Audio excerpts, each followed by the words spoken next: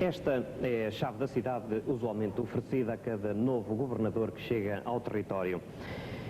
A chave é hoje objeto de atos puramente simbólicos, mas durante mais de 2 séculos o Leal Senado deteve de facto o poder absoluto de fechar ou abrir as portas da cidade, mesmo aos representantes da coroa portuguesa.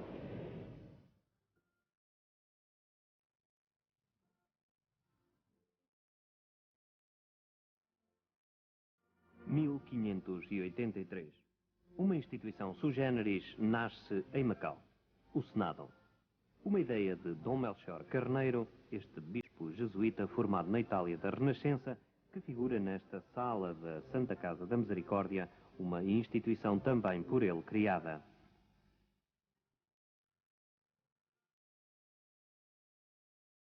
Três anos depois da perda da independência de Portugal, Macau organiza-se nos moldes das repúblicas italianas.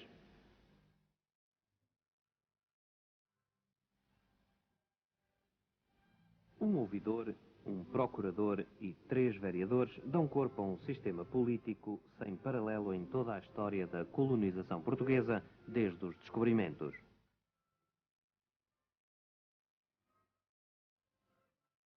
É este órgão de governo que vai dirigir com mais ampla independência o território ao longo de mais de 250 anos. Esta forma de governo, inédita nos hábitos coloniais portugueses, ainda que correspondendo, segundo alguns, às práticas municipalistas nacionais, é a que melhor convém à Companhia de Jesus, que monopolizava então o comércio nesta região do mundo.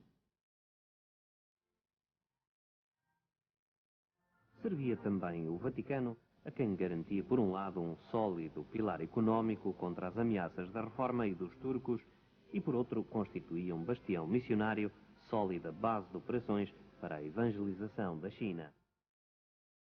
Macau constituía também o centro da irradiação da fé para outras regiões vizinhas.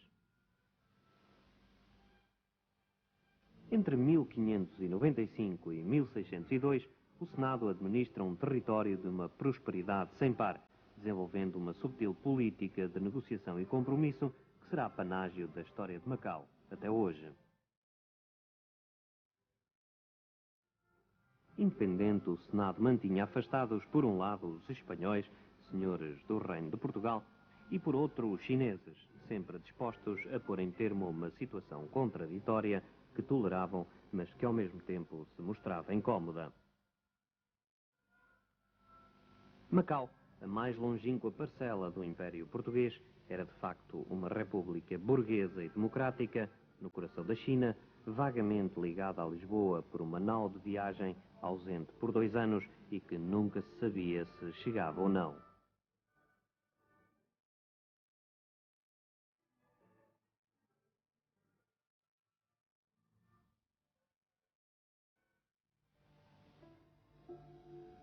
(1580). Esta data marca para Portugal a perda da independência, mas para Macau é o apogeu da abastança de uma praça comercial que monopolizava o trato com a China e o comércio da prata com o Japão. O luxo e a ostentação marcam o cotidiano da cidade e o Senado administra a riqueza, regendo a vida política do território.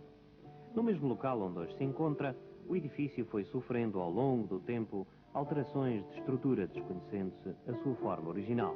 Terá sido esta a sua primeira aparência no desenho de 2 letrados chineses do século XVIII no livro O Mun Kei Leok, uma monografia de Macau. Mas foi, no entanto, aqui que se concentrou a vida política de Macau, surgindo a par da Sé como o primeiro edifício de grandes dimensões, num território que começou com algumas cabanas em palha, na encosta do que é hoje o Jardim de Camões, na Ribeira do Patana.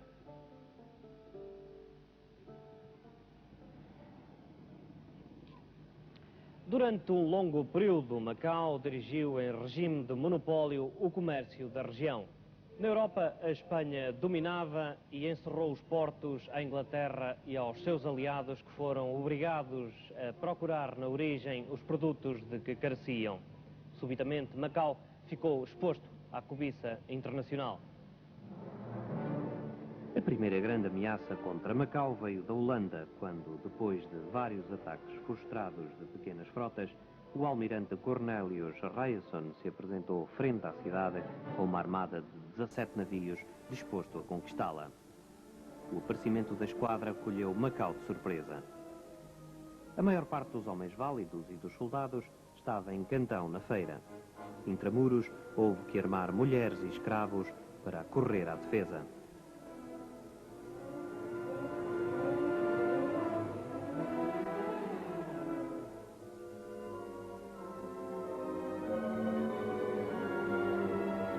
Cacilhas, onde hoje o reservatório garante o regular abastecimento de água potável a Macau, estendia-se no século XVII uma pequena praia que era o ponto mais vulnerável da defesa do território.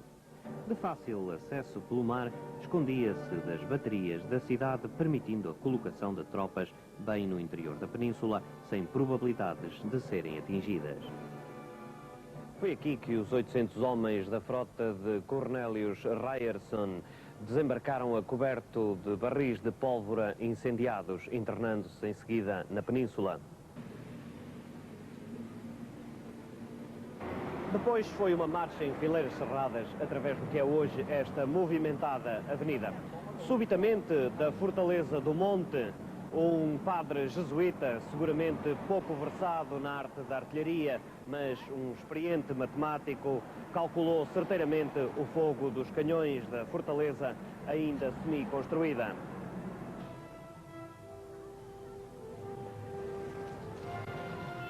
Os tiros caíram precisamente sobre os carroções que transportavam a pólvora da força holandesa aqui neste local da memória, hoje conhecido como Jardim da Vitória. Os holandeses, afetados já pelo incidente que vitimara o seu almirante, atingido em pleno peito por um tiro durante o desembarque, entraram em pânico e debandaram, acossados pelos tiros que lhe fazia a população das encostas rochosas da Guia.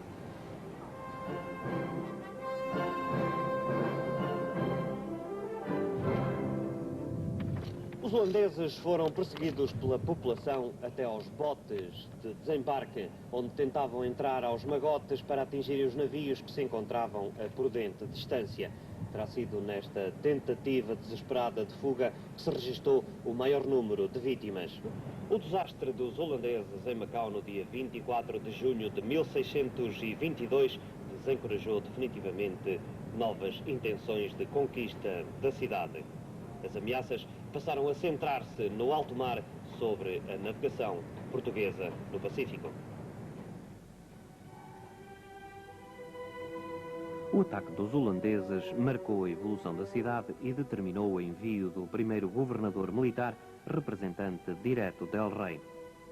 Esta nova figura, anómala numa organização política democrática, viria desde o início a engendrar toda a sorte de conflitos com o Senado. Em 1623, Dom Francisco de Mascarenhas chega a Macau para governar com poderes militares, civis e judiciais. Acompanham um juiz e um escrivão.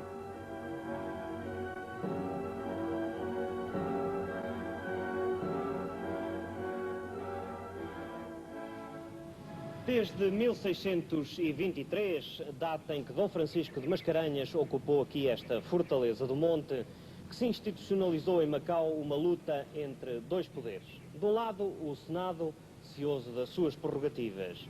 Aqui, o governador, tentando a todo custo alargar a sua esfera de ação, limitada ao comando de uma guarnição militar. O governador acabava, de facto, por comandar apenas a pequena guarnição militar que tinha ao seu dispor. O governador assistia a todos os conselhos gerais, mas só tinha voz vinculativa, opinião vinculativa, quando eram assuntos de guerra com o estrangeiro, com as outras nações, ou então representação exterior. Mas nos outros assuntos era o Senado que governava a cidade, e o poder, existia também o poder judicial, os ouvidores, e o governador não se metia nisso. Mas havia sempre a tentação do governador se meter nos assuntos gerais do Senado e querer ser um governador à moderna, como nós hoje temos. Mas, para tornar efetivo o poder real de que estava revestido, o governador contava apenas com uma pequena força militar na fortaleza. A polícia da cidade mantinha-se sob o controlo do Senado. Um quartel, ou casa forte, como se chamava ao tempo, aqui junto da porta do campo.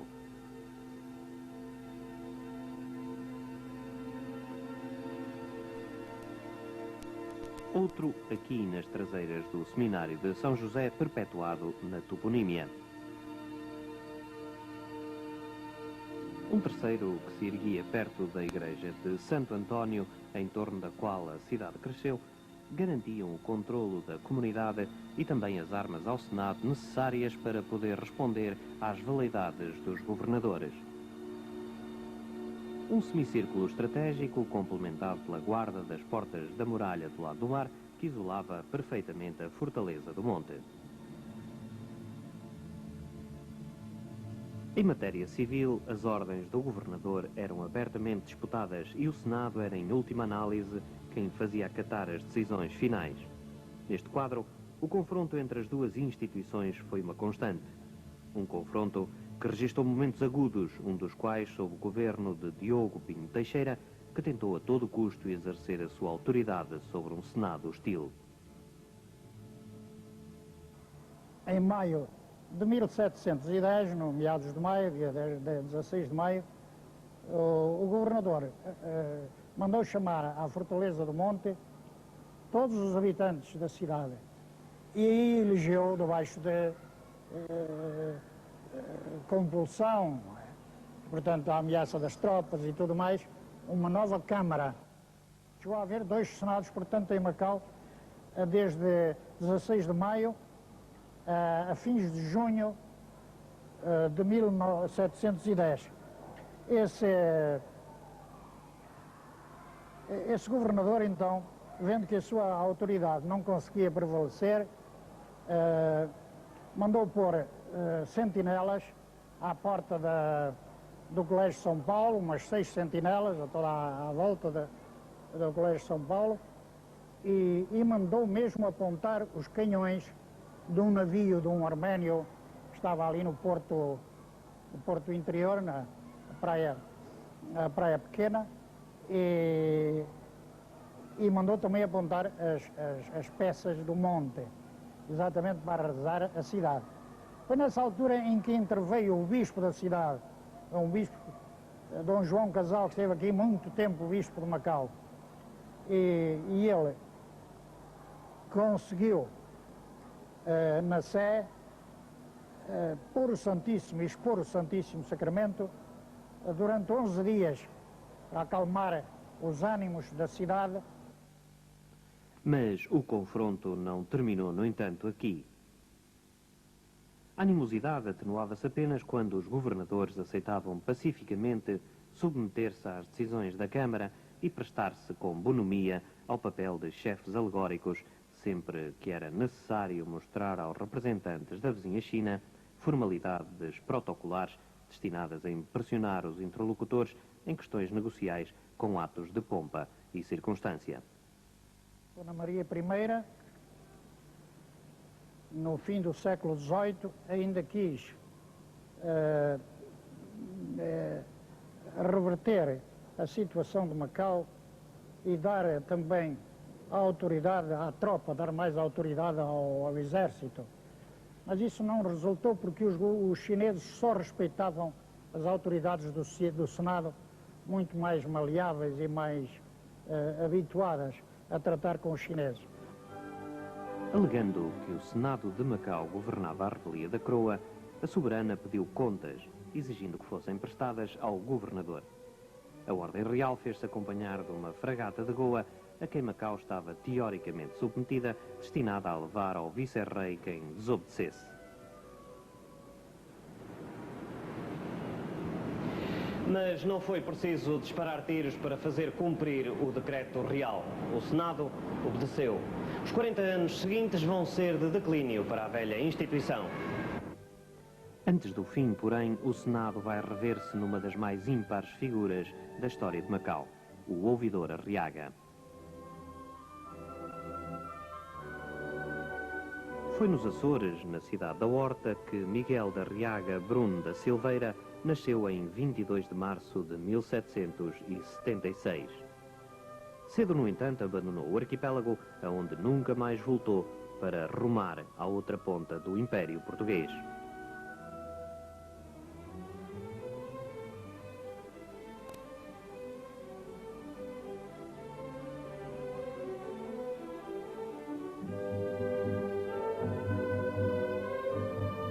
Apenas com 26 anos, Arriaga tomou posse do cargo de ouvidor em Macau, um lugar cujas atribuições ultrapassavam largamente as de um mero juiz.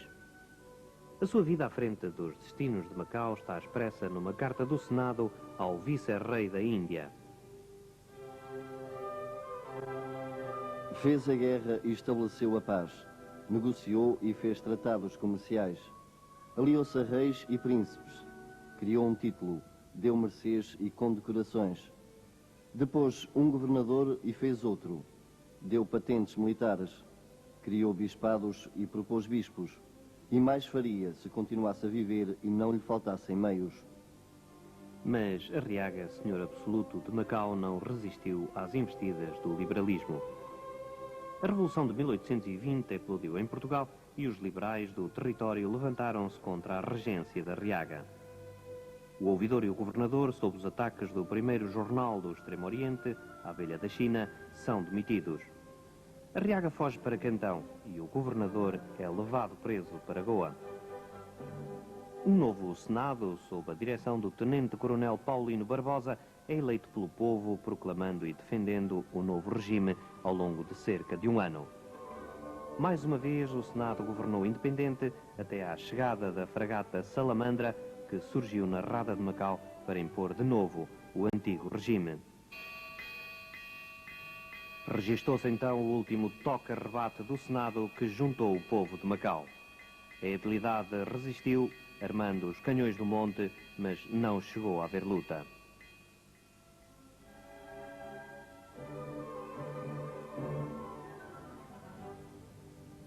"60 homens e 2 canhões desembarcaram pela madrugada aqui no cais da praia do Bom Parto e, sem disparar um tiro, repuseram a ordem absolutista.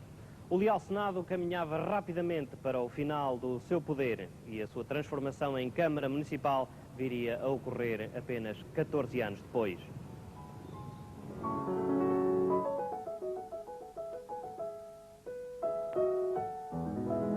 O município de Macau mantém ainda hoje a designação tradicional de leal Senado, mas, na realidade, os seus poderes limitam-se aos que cabiam às autarquias antes das reformas introduzidas com o 25 de abril de 1974.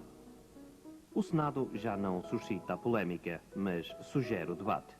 No país como a China, em que as tradições autárquicas parecem ter um significado tão diferente, que sentido fará o leal Senado em tempo da transição?